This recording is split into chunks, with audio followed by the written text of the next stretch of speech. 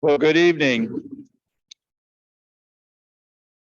Well, people are still gathering here in the James Brown African American Room and getting some food and such. We're starting the program for those of us who are joining us virtually. If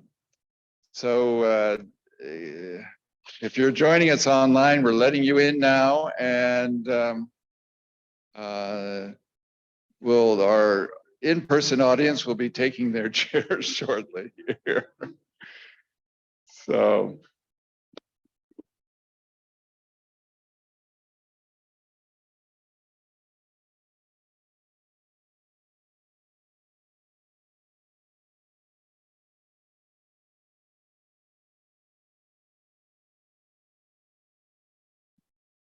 So I want to welcome you on behalf of the Newark History Society.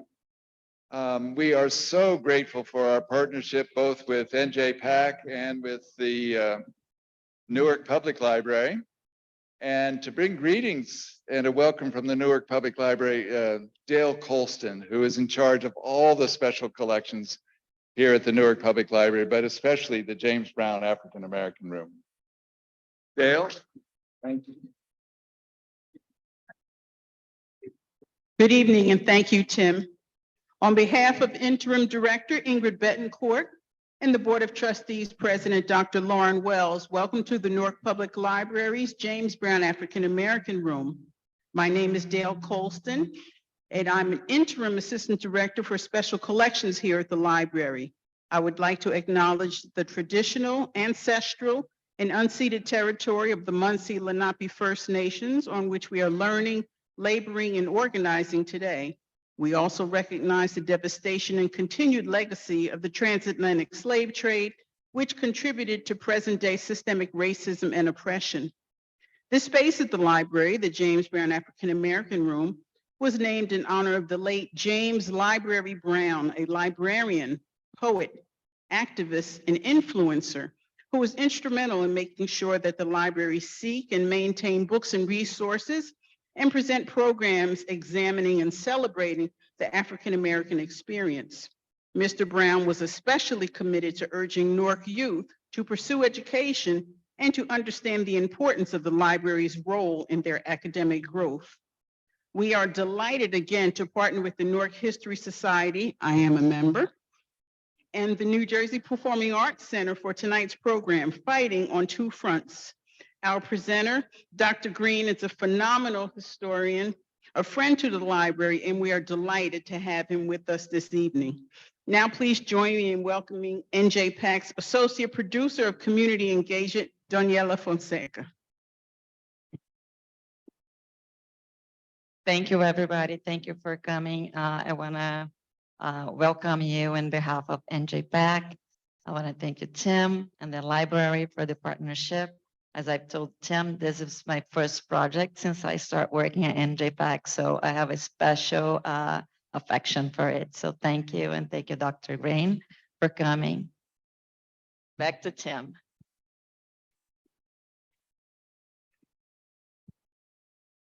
Well, very good. Just a word to those of you who are here and are joining us online to note your questions. If you are joining online, put them into the chat or the Q&A. I will read them to Professor Greene at the end and also ask folks here in the audience for questions. But we are fortunate indeed to have Larry Greene, professor of history at Seton Hall University, as our presenter. He is a very distinguished historian. His research interests run from the history of Harlem to the experience of the African-American expatriates in Europe. And this topic that he's talking about tonight, fighting on two fronts, Black GIs in World War II and Ollie Stewart's reporting in the New Jersey Afro-American, is one that you've been working on more recently. And I think the Newark Public Library collections have been helpful to some degree in preparing this. To get some sense of his stature among historians, one merely needs to look at Graham Hodges' recent book, Black New Jersey, 1664 to the present. And Graham Hodges dedicated that book to 4 historians. And the name should be familiar to folks in this room: Marion Thompson Wright, Giles Wright, who was at the New Jersey Historical Commission years ago, Clement Price, and Larry Greene. Larry, we're delighted that you're with us tonight, and we look forward to your presentation now.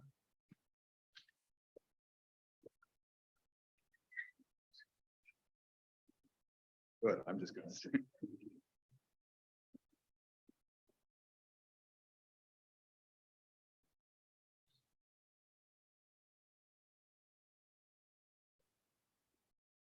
So I'd like to thank Tim for that introduction. And I'd like to thank members of the Newark Public Library, where I did a tremendous amount of research over the years, even going back to my undergraduate days, and certainly for this project. And people in the New Jersey room were most helpful to me: George Hawley, Tom Anker, Beth Zach Cohen, Greg Guderian, and the new archivist, Vanessa Castaldo.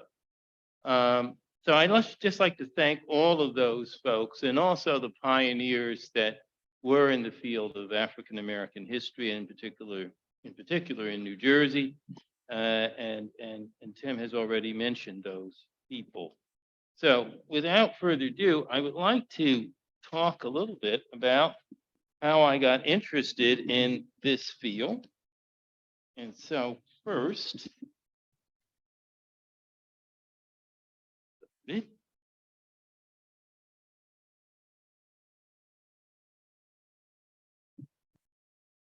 oh, okay, yes.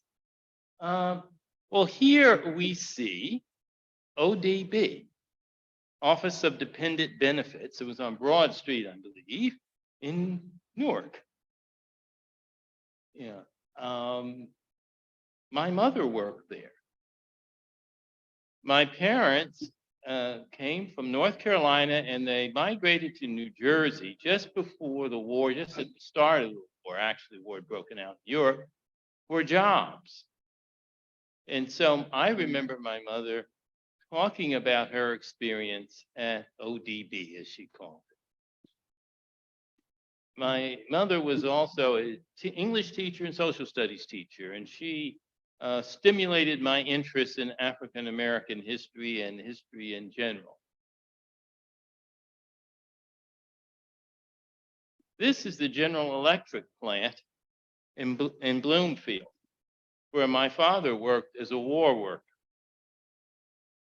and talked about that experience. And he worked there for almost 20 years until the plant moved to Kentucky. And he talked about unionizing and the union activity, because he was a big union man.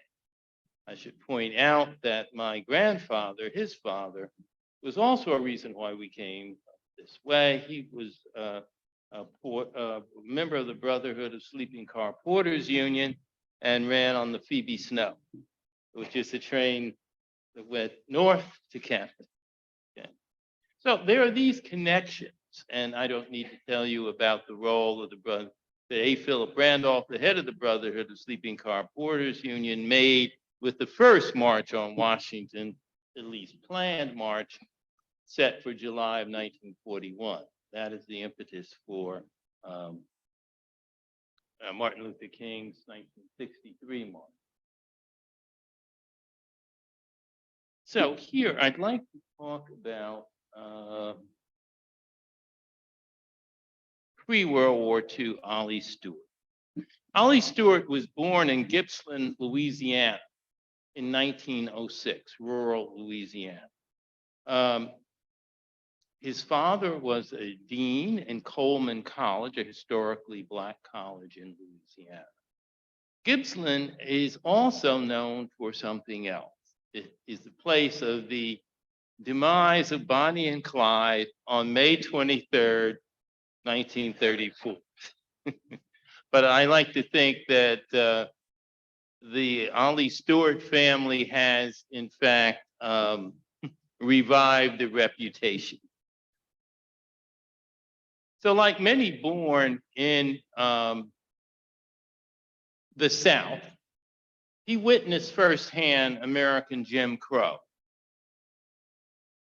The ubiquitous signs all across the South of colored and white. His parents knew of this period of lynching that lasted more than 30 years from the 1890s on. So he was aware of that. He graduated from Tennessee Agricultural and Industrial College, Tennessee A&I, historically Black college, in 1930. I should point out that while in high school, for a reason I'm looking into, Ollie Stewart ventured into New Jersey and lived with a relative in East Orange, New Jersey, for a year before returning to Louisiana. By the summer of 1934, Ollie moves to Baltimore to begin his 40-year journalistic career. And he had one of the largest journalistic careers of any African-American reporter, and most all of it spent with the New Jersey Afro-American, or I should say actually the Afro-American newspaper chain, which was a 5-city chain.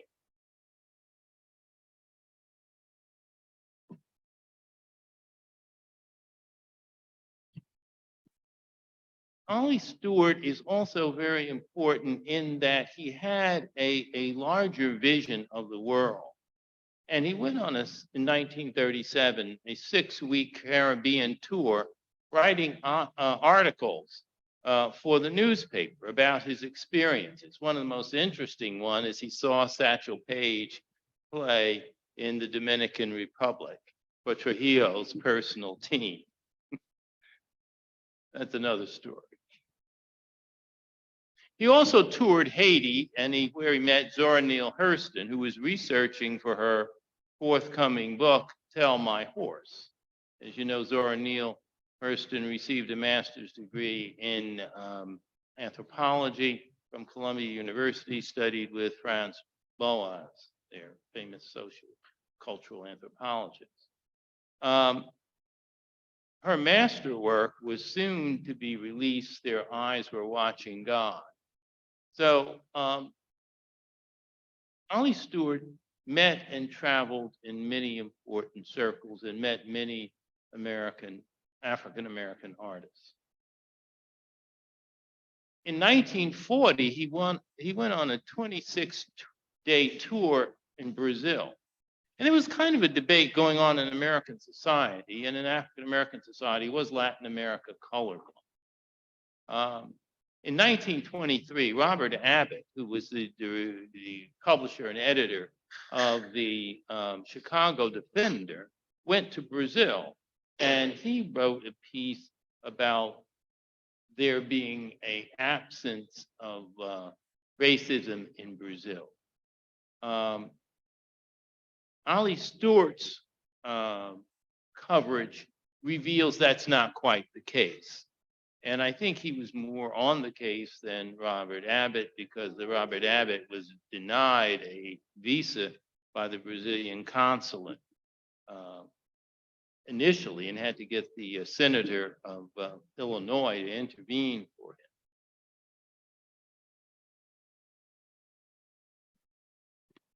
in this pre-World War II career, Stewart was overly optimistic. And he wrote a piece called A Negro Looks at the South. And in this piece, he talked about the progress African Americans had made, and the number of college graduates had increased, and the illiteracy reduced. And I think that's very true, but he did not go in that article into all of the sufferings that African Americans had, particularly during Reconstruction and the post-Reconstruction period. But I think this reveals a kind of strain about Ollie Stewart, and that is he wanted to see from time to time the more positive aspect of the situation, and certainly that would dovetail with Reader's Digest format. One of his other interesting pre-World War II journalistic pieces was a piece that he wrote for Reader's Digest and Scribner's on Father Divine, somewhat critical of the movement, but at the same time, sort of admitting that Father Divine did do some good in terms of feeding the Depression's poor and homeless and giving them a place to live. I think a more personal transformation with Ollie Stewart occurs, a more militant transformation, when in fact he was sent on a tour of basic training camps in 1941. And this was most, I think, most important. And he wrote some 23 articles on this. And those articles revealed the mistreatment of African American soldiers in these basic training camps in the South, but there were some in the North too. African American soldiers who were heckled, they were called names, in some instances they were attacked because there was this hostility to seeing African American men in uniform, and even African American MPs carrying guns. So often what the commanders in those bases would do is take the pistols that all MPs would carry away from them. So this comes out in these some 23 articles that he writes. This is by War Bonds. I took it off. I don't think it's an actual War Bonds poster from that exact period, but anyway, I want to introduce some of the themes. One of the themes here is the African American and Afro-American dilemma. As the war began,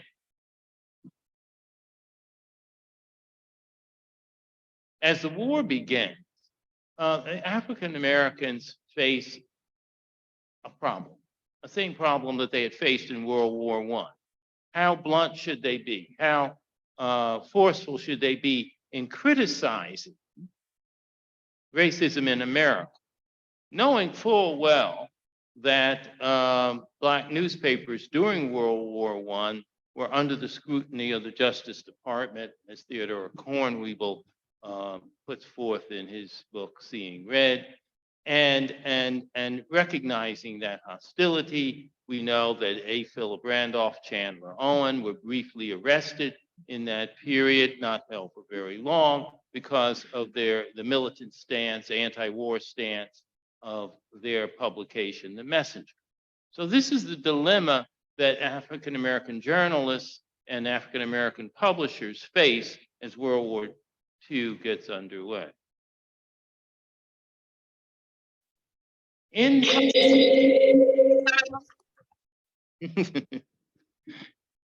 this period, we also see a story that appears in the Pittsburgh Courier in January of 1942 about from an African-American letter to the editor about being half an American. He feels like a half an American. He has not been extended the full rights of citizenship. The editor of the Pittsburgh Courier in that newspaper in February will begin the double V campaign: victory over fascism abroad, victory over racism at home. And so, how to navigate the civil rights imperative as an ethnic newspaper to advocate for civil rights, while at the same time escaping any kind of censorship. That is the dilemma. And there was FBI intimidation of the Afro-American. But we can still find certain interesting articles in the Afro-American detailing the existence of racism in those camps, with stuff, with titles like, quote, "Here's prediction powder kegs at 2 Army camps." This contributed to the displeasure of the FBI with the Afro-American newspaper chain. We also find that the editors are writing a column entitled "More and Better Riots Brewing," all stemming from the maltreatment of Black soldiers. There was also another article entitled "Black Officers at Fort Bragg for a Riot in Which 2 Died," 1 Black, 1 white. And this had to do with forcing Black soldiers to sit in the back of the bus, which was common practice. And so even before we see Rosa Parks, we see segregation in travel and accommodations leading to this kind of thing.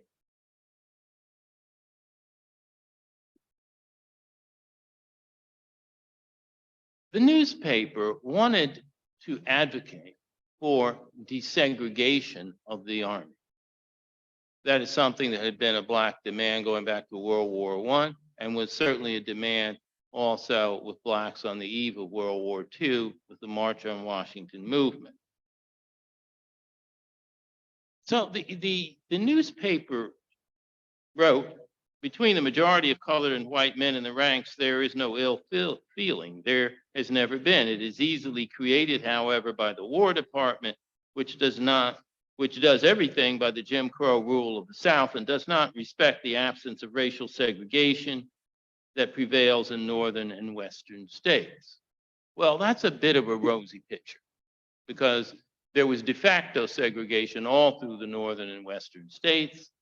And in fact, there was racial clashes in some northern camps as well, such as at Fort Oswego on Lake Ontario in upstate New York, or at Fort Dix. But I think they took that stance so that they could argue that the Army could be desegregated if the War Department would take proper and aggressive and assertive action to do that. And here I'm just going to, I've sort of explained about this, but here is an example of an opinion editorial on More and Better Riot. And what they meant by better is really larger rioting.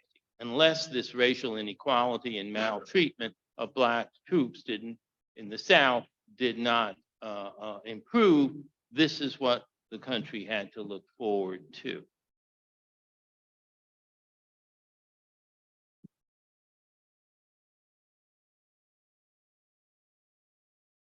Now, before I move on to the reception of Black troops in England, because England is the first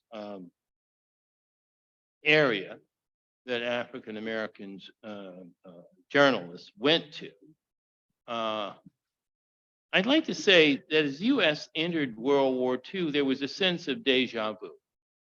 would African Americans make their contribution to the war effort as they had done in the Spanish American War, and in particular in World War I, where they hoped that they would receive equal treatment upon return. This was the essence of W.E.B. Du Bois's editorial in the Crisis magazine in NAACP Oregon to forget our special grievances, as he phrased it, and unite as one in support of the war, with the idea that when the war was over and we returned, we would receive full citizenship. Well, when African American troops returned, the fact that the 369th from Harlem on the Croix de Guerre, or Cross of War, did not obscure the reality that there were race riots in 26 cities, anti-Black riots, that James Weldon Johnson had called the Red Summer. So many then wondered, what is going to be the reality Black commitment to this war? Is it going to be more of the same upon return? Or is it going to be one in which there would be some opening and transformation of American racial society? And so the goal that Black newspapers had to do was to strike a balance between making demands and pledging loyalty.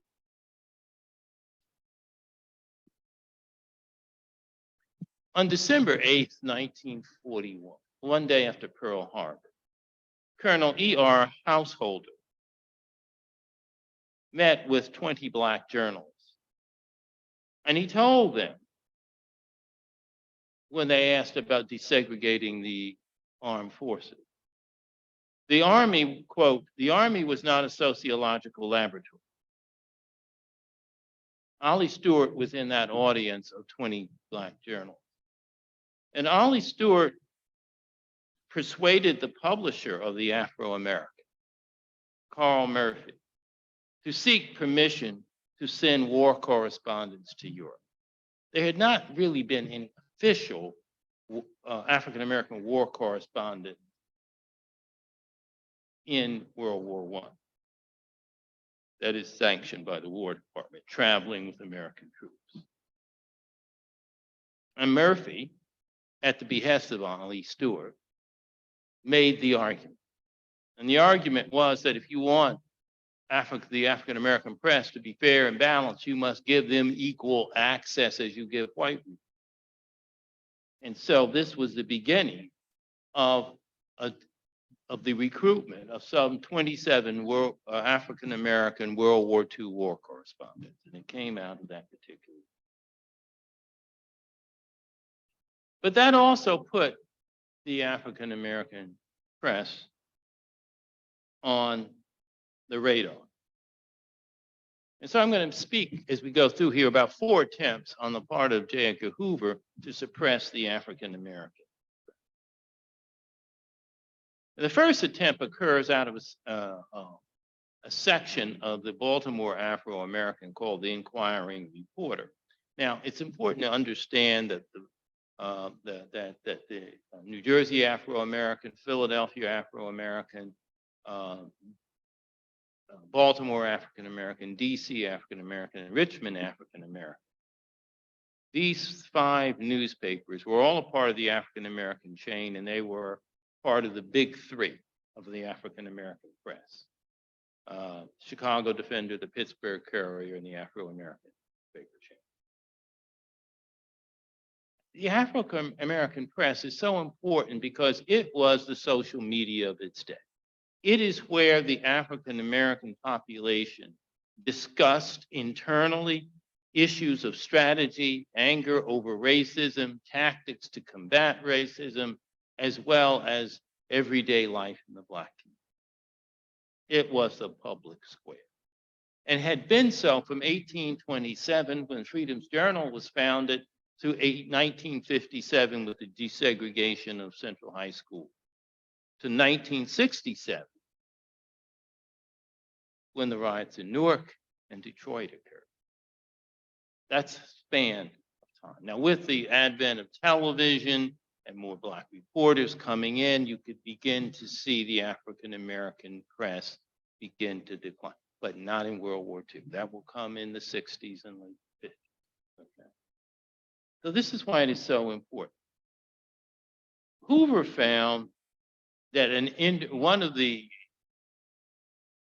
citizens interviewed by the inquiring reporter said that, quote, colored races as a whole would benefit if Japan won.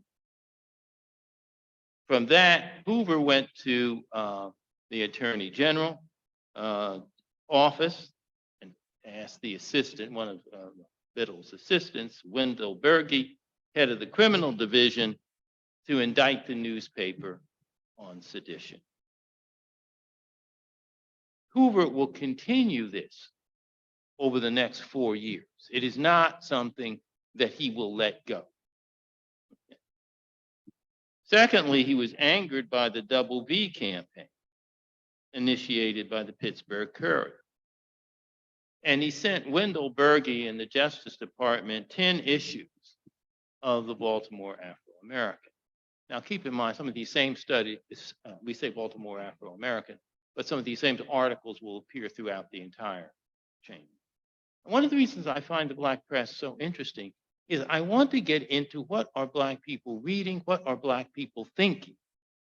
I want to get into the establishment of Black consciousness.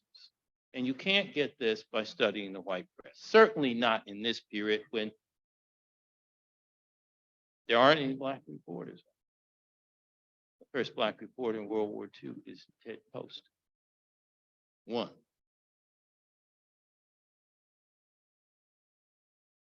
Berge concluded that none of this was seditious, that this was an interviewee. That was one person's opinion. Now, I would suggest that the Afro-American had been on the Justice Department's radar for a number of reasons even before World War II.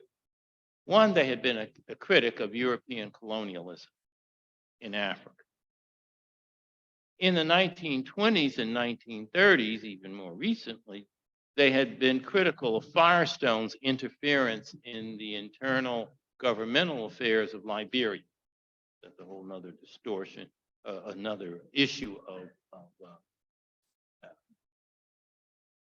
Firestone's role in undermining the Garvey movement in Liberia. And thirdly, the paper had denounced the Italian invasion of Ethiopia in 1935, as well as the performance of the European and United States, European nations and United States, in their lack of support for Ethiopia.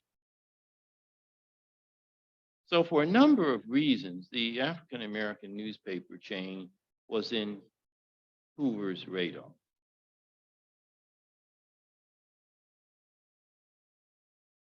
John Senzaki, who was the editor of the Chicago Defender, was able to persuade Francis Biddle, the Attorney General, that the African-American press, while very aggressive, was not seditious, for they had in fact been complaining about racial inequality and racial injustice for decades. This was not new. And so now we come to the fact that the government does agree, War Department does agree to support Black war correspondents. And so Ollie Stewart writes a number of articles from England when he goes over to England in the early fall of 42. And Stewart writes many glowing reports of the positive receptivity of English citizens to Black troops.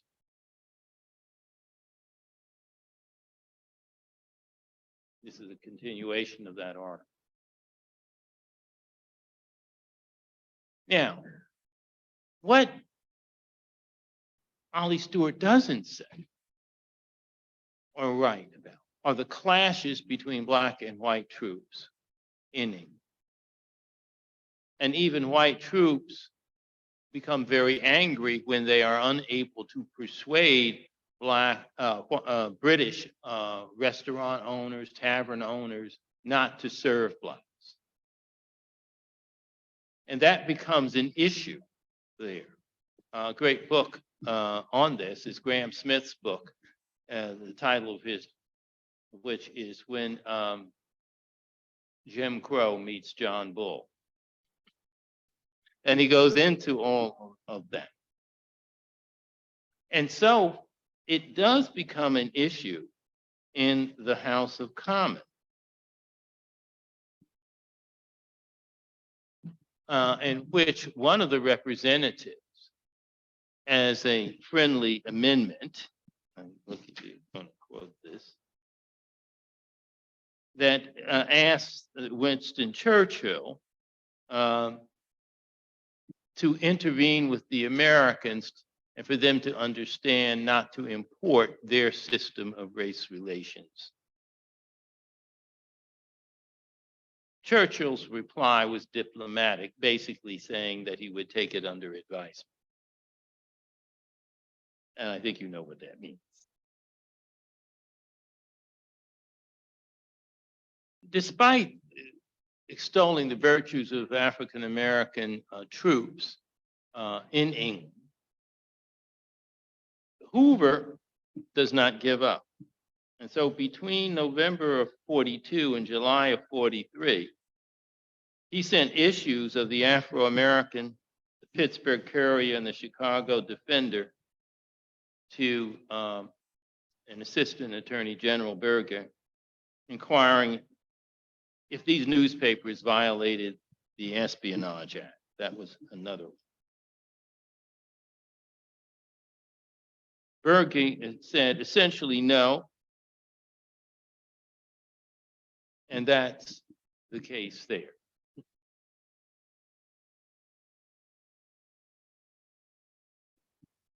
The editorial that appears in the Afro-American, and it's not, and it's an editorial. It's not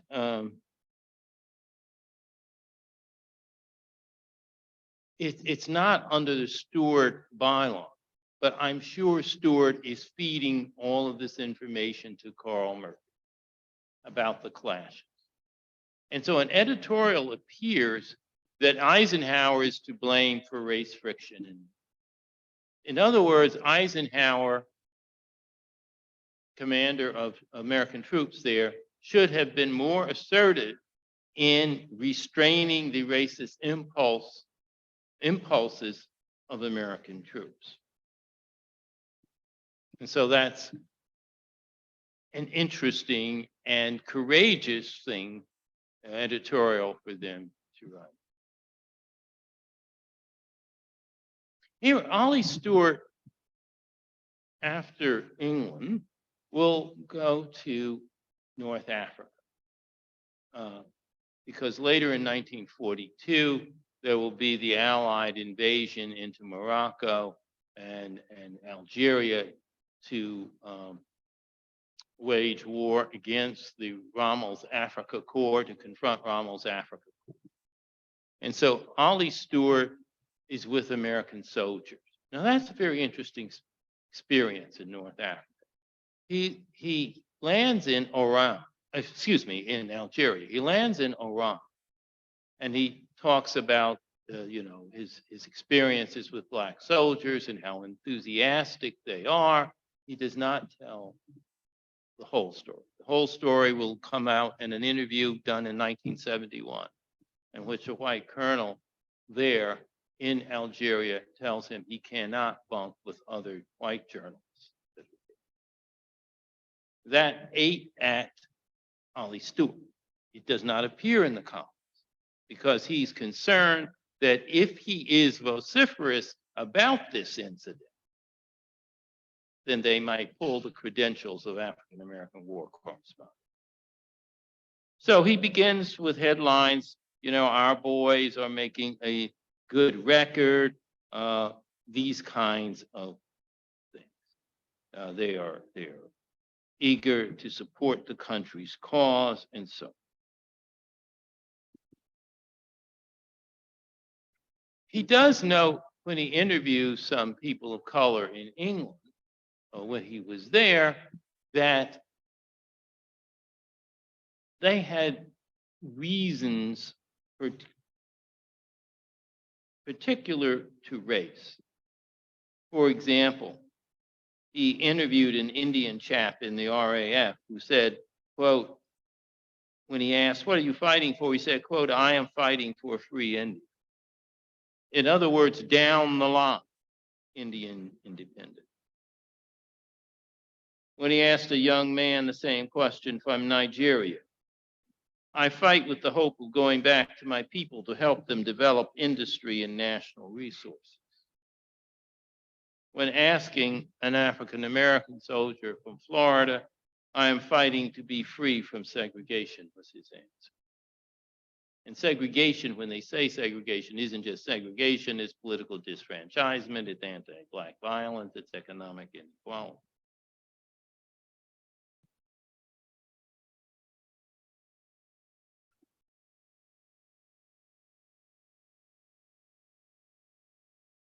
Here's another one. Stewart travels with troops supplying front line in North Africa.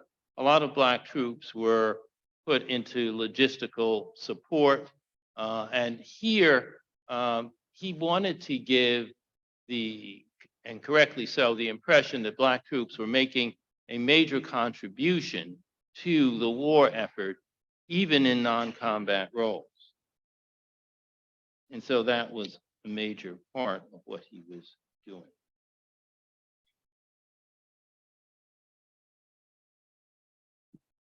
I think there was praise for General Eisenhower a little bit when he allows the 99th Pursuit Squadron to engage in more of a combat role rather than simply reconnaissance.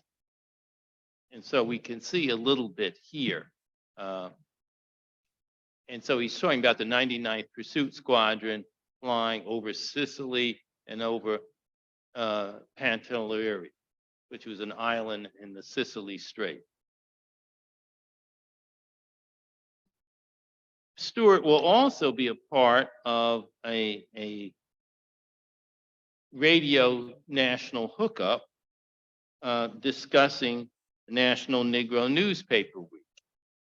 And that's also very, very important. And he was working with Charles Collingwood, then a young reporter. And these same positive measures went forth. Ollie Stewart's writing style was very personal. It was to give an impression of what the average Black GI was going through, and up to a point, and the service that he was providing. One was the example of a soldier, Stanford Sumlin from Georgia, whom he had met in Tunisia in March of 43, and in July of 43 again in Sicily. Another piece from Ollie Stewart's work is the races share the same bottle, eat from the same dish, and sleep in the same trench in Sicily.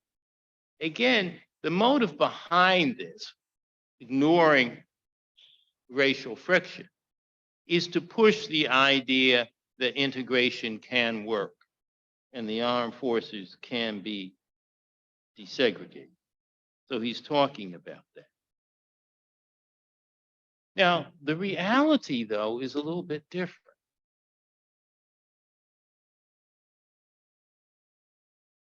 I'm going to go back to that later.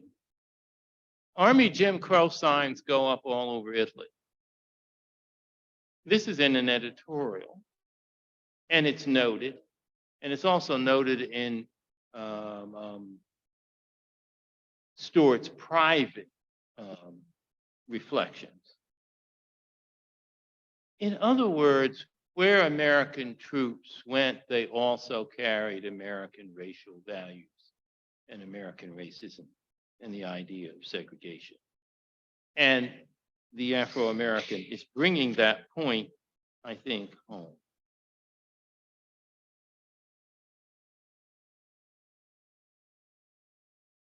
Ollie Stewart returns to the U.S. in 1944, temporarily. And he is, like other Black war correspondents, treated like a rock star. He's returned from the front with frontline stories. And many of them went on speaking engagements in Washington, D.C., Baltimore, Newark, Philadelphia, and at Howard and Lincoln University. All places where the Afro-American newspaper chain was quite well read. Stewart, in his Baltimore engagement at the St. James Protestant Episcopal Church, diplomatically expressed Black soldiers' expectation of expanded civil rights upon their return home. And he also spoke in Newark. He spoke at the St. James AME Church. And he was asked the question, were there colored officers with colored troops in North Africa, Sicily, and Italy? And also, does the Red Cross discriminate abroad? Again, having to parse his words, he writes, or said, abroad, the Red Cross is just as American as the New Jersey Bell Telephone Company, which had been discriminating in the hiring of Black female operators, as they had been in New York, because I went through the New York State Temporary Commission on the Condition of the Urban Colored Population a long time ago, and they were doing the same thing there. It may seem like an innocuous answer, but the audience knew what he was saying. Remember, he has to write and speak with the idea that J. Edgar is looking over his shoulder. Okay. So the all-important question of Army policy, the prejudice displayed by white soldiers from the South, he was asked about it. Stewart, with diplomatic clarity to the audience, indicated the Army's policy abroad is simply an extension of its policy at home. They knew. And he's setting the stage for the next act. The next act will be. The next act will be the civil rights struggle. There's more to be said. And the New Jersey Afro-American says, you should know what's happening to the boys overseas if you know what they are getting over here. That was his. If you know what the race of situation is here, so too it is there. So I want to conclude so that I don't overstep time. I want to say this.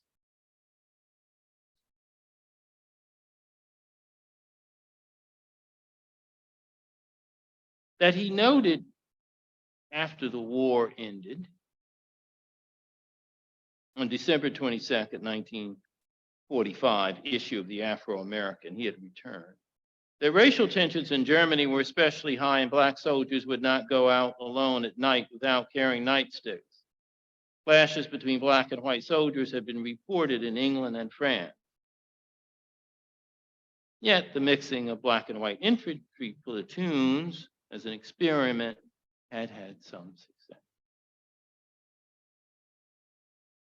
Ollie Stewart had seen a lot in the South growing up there. He had seen a lot in terms of American racial policy through the military while in Europe, in England, North Africa, Sicily, and so forth. When he returned, he covered the Columbia, Tennessee race trial, where 26 Black defendants were charged with rioting and murder by an all-white jury. Eventually, they are acquitted, but it was a lot of bias on it. Thurgood Marshall was the lawyer for the NAACP and those people. He barely escaped Columbia, Tennessee with his life. That's a long story there.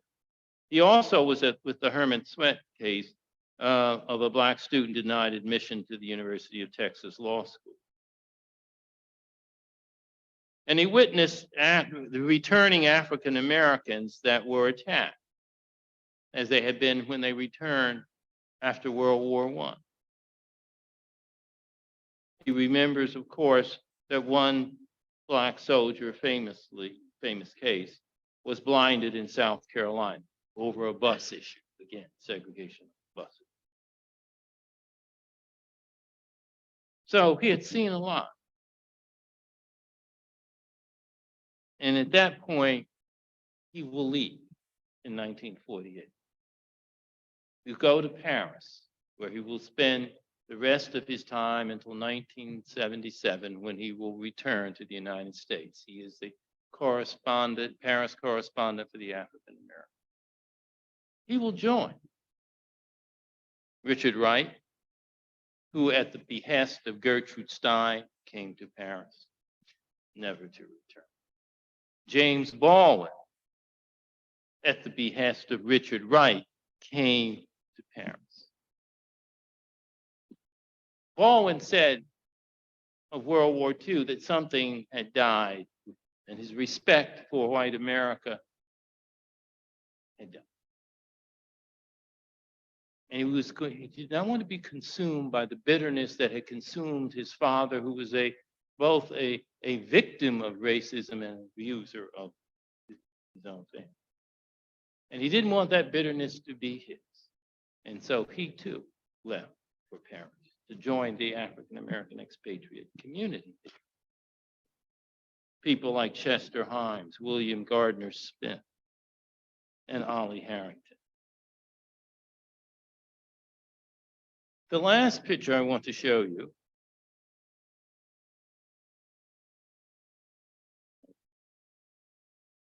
I'm going to skip that, is Alexander Jefferson. I met Alexander Jefferson when I was a Fulbright Fellow, the research and teaching fellow at the University of Munster.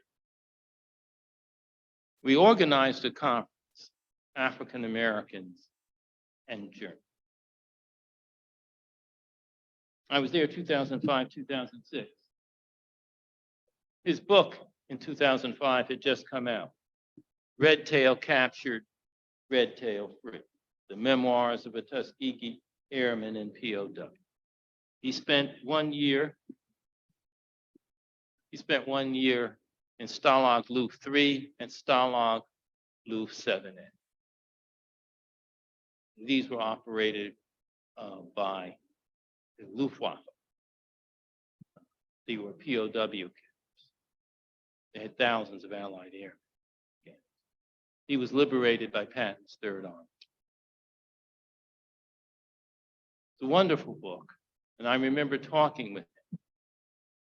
Unfortunately, he passed away last year at the age of 101. But this is what he had to say. We steamed into New York on June 7th. The ship's horns were blasting and all of us were shouting at the top of our lungs. Spirits soared when the skyline of New York came into focus and rose even higher when we spotted the Statue of Liberty and finally died. What a feeling of indescribable jubilation. But then going down the gangplank, a short, smug, white buck private shouted, "Whites to the right, niggers to the left." It was very discouraging upon returning to the United States to find racism, segregation, and other social ills alive and well. I knew then I was back. But that begins the next act. As Du Bois writes, remember his closed ranks editorial and unite behind the war effort. But when the war effort was over and we see that racism was still there, Du Bois wrote another editorial. We return fighting. And so the struggle continues. Thank you.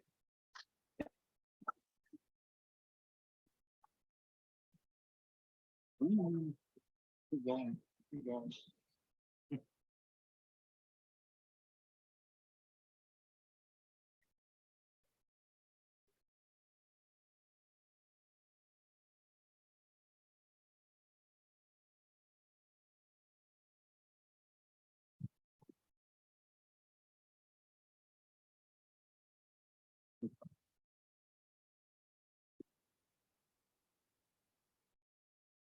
Here, come up with your questions.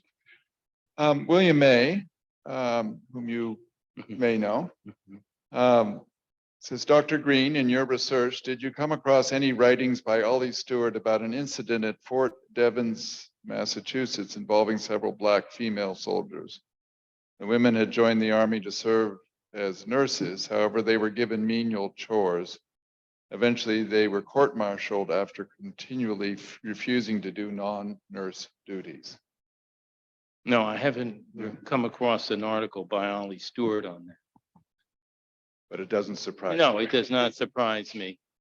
Does not surprise me at all. One interesting thing I could point out, that there is a sense of justice. There was, at which for time I didn't go into, Fort Lee, Virginia. There was a racial clash there. That fort in April of this year was renamed the Greg Adams Fort in honor of two Black service people, Lieutenant General Stewart, the Black Lieutenant General, and Charity Adams, who was a lieutenant colonel in the nursing corps, in the postal battalion. So that was, there is some justice, but no, it sounds quite familiar. Gail, did you? I was just wondering what his personal life was like. He's settled in France. Did he marry? Did he have children? What his personal life I think was? he was married. We have someone in the audience that could talk somewhat more about that. I didn't concentrate on his personal.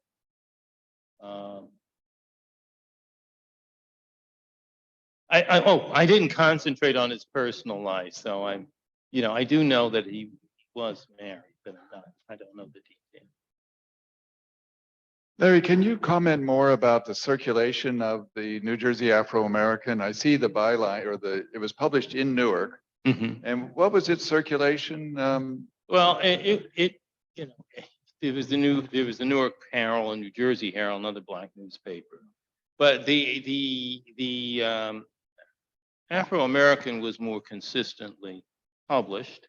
It was part of this large chain, and they carried very similar articles. In fact, they carried the same articles, and what they would do is have a local section for like Baltimore, a local section for Philadelphia, whatever. So, and when you add them all up, they were the third largest. They were the third largest African-American newspaper chain. And it's very, very important because often these Black newspapers circulated in Black barbershops.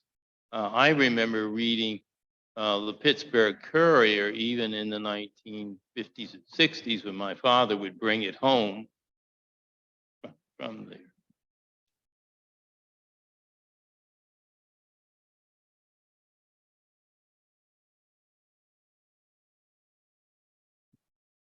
Thank you. Professor Greene, could you talk a little bit more about the sources that Stewart left behind outside of his published sources? You had referred briefly to his personal reflections, and I was wondering what he left behind aside from the published pieces. Well, at Howard University, there are some papers there that cover his career. He was working on a book, never published, on Josephine Baker, whom he met while in Morocco. And she had worked with the French resistance, and by that time she had to leave France under Nazi pressure. Of course, they were looking for her. And so he was working on a book on her that never came about. But their relationship was very fraternal. She referred to herself as his big sister. And there's some material there. He did write columns from from Paris that appeared in the Baltimore and DC Afro-American. And he was writing through the 70s. He wrote some of them of his columns were compiled as a kind of traveler's guide to black travelers. I think you might have just answered my part of my question was, did any of the Anglo larger papers he was syndicated ever pick up any of his articles at all? And did the African American, is there any information that gives on what if they have any white readership to them? They probably did, aside from J. Edgar Hoover and his staff, which monitored the black press. I'm sure that there was some, but the readership was primarily black.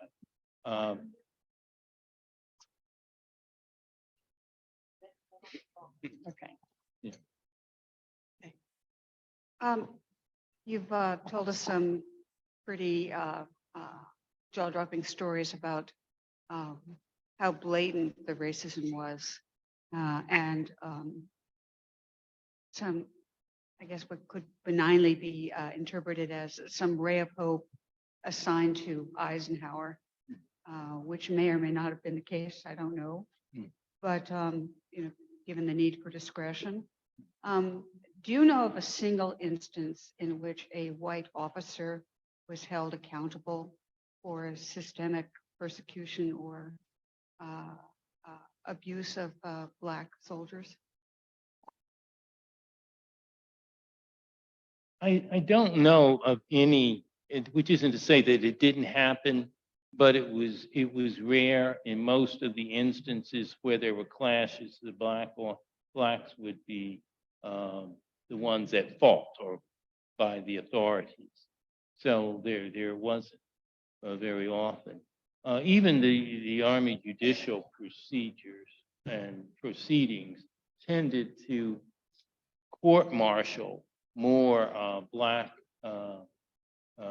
soldiers than they would white. And the unequal justice is also covered in, for example, in France by Alice Kaplan's book called The Interpreters. And she goes through some of the court cases of Black soldiers court-martial. And for instances of alleged rape and so forth, where white officers, they were not investigated, not treated in the same way.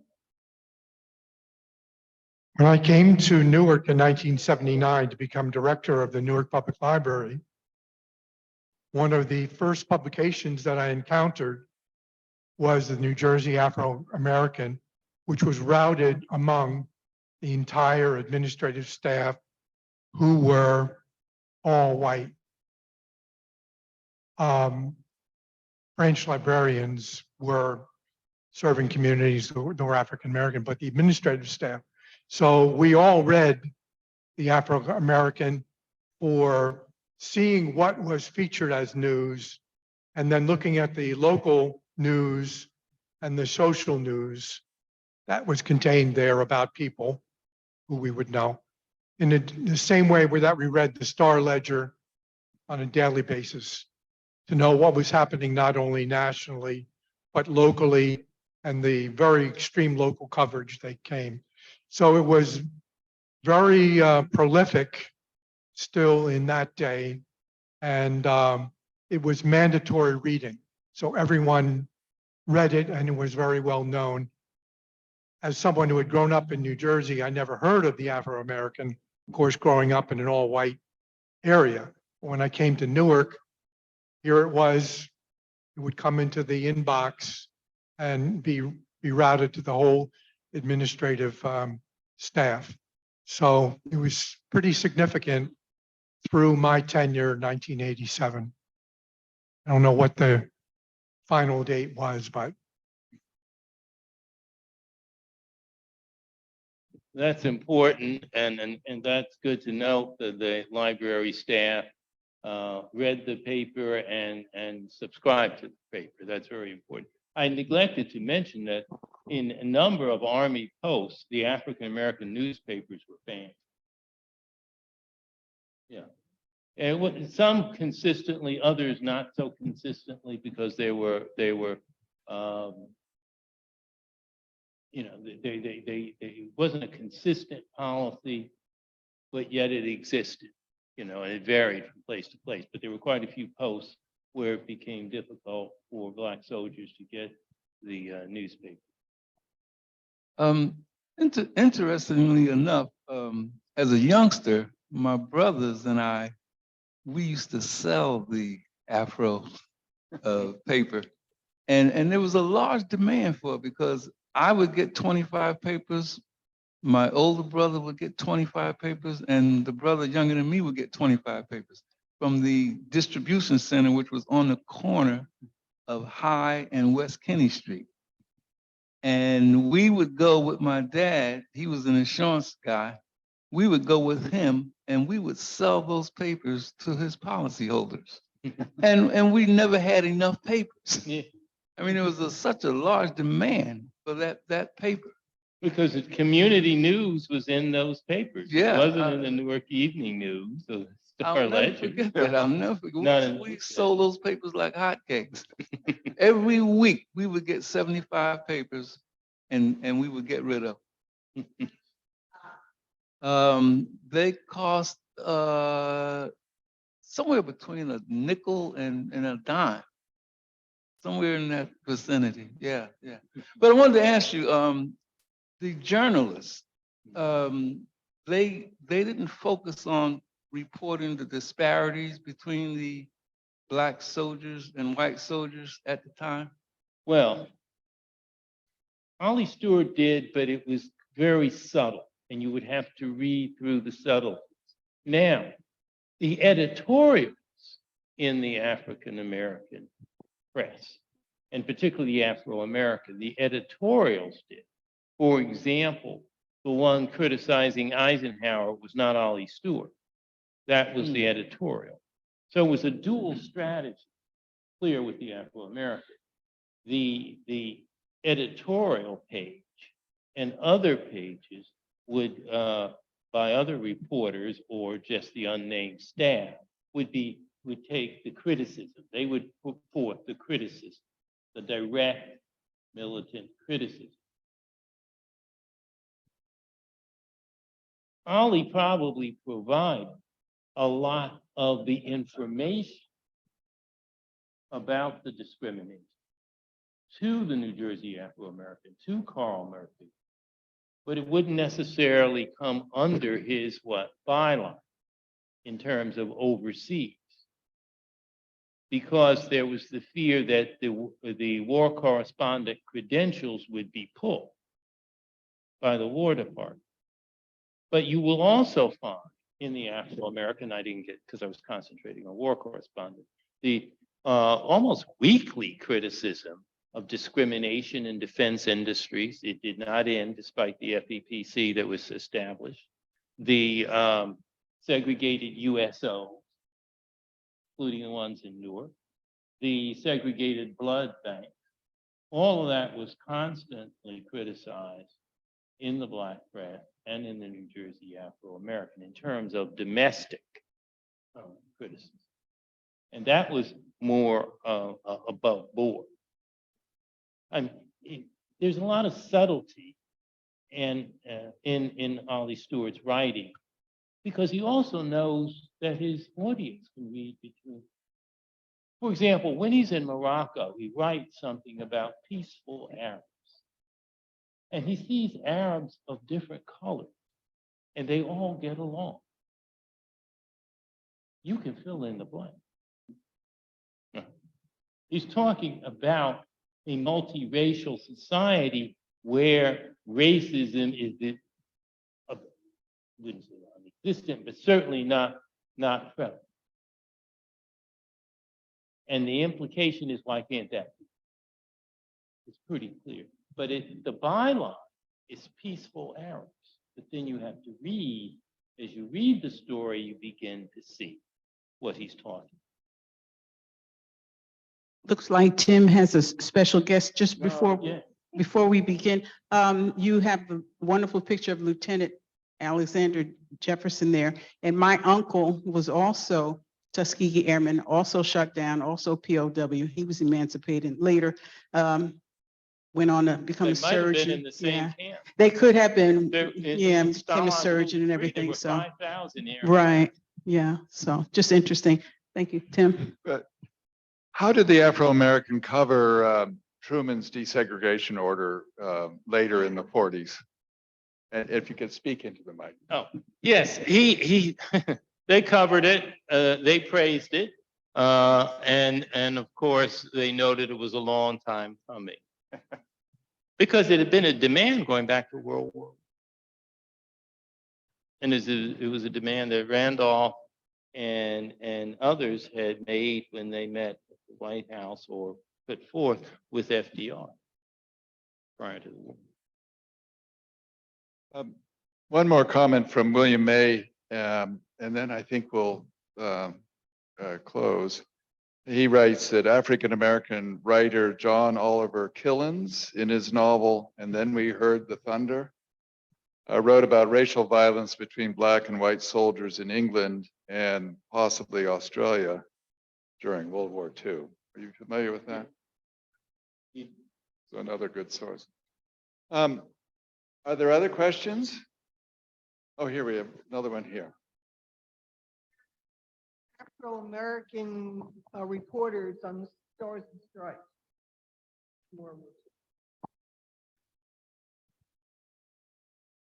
I don't know. I know there were some racial stories about Black servicemen, but I can't say whether they were. They might have. There were stories. I don't know about race and soldiers getting along, etc.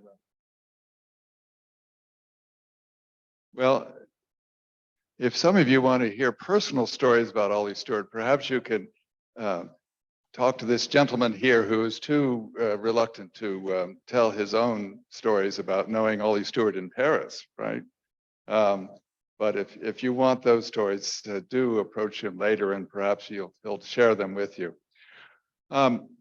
Thank you. Thank you. And this is just a terrific discussion and such an important presentation and really, really good research that opens up a really important backdrop to the civil rights struggle and such.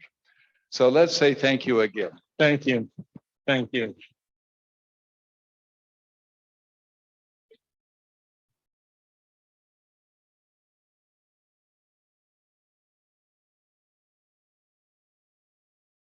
Okay, we're done. Thank you.